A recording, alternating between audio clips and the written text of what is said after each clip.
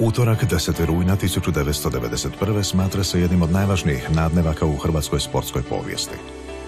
Toga dana na svečanoj sjednici u Zagrebu održana osnivačka sjednica Hrvatskog olimpijskog odbora. Zastavu su unijeli proslavljeni olimpijci Matija Ljubek i Damir Škaro, a za prvog predsjednika izabran Antun Vrdoljak.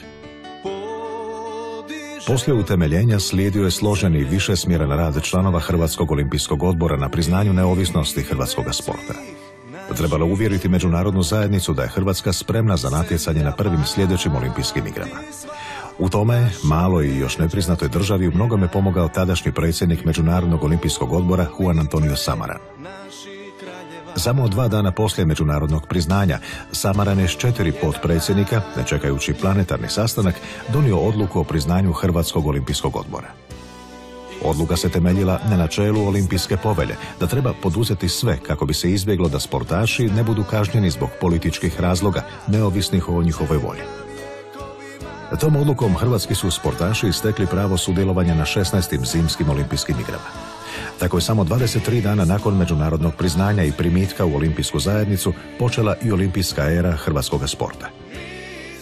U svečanom mimohodu u Albervillu bili su i prvi naši reprezentativci olimpijci.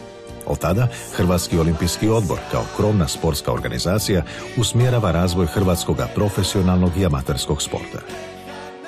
U 20 godina neovisnosti hrvatski sportaši postigli su niz sjajnih uspjeha na mnogim međunarodnim natjecanjima. Na olimpijskim igrama do sada su ukupno osvojili 27 medalja, od kojih čak 7 zlatnih.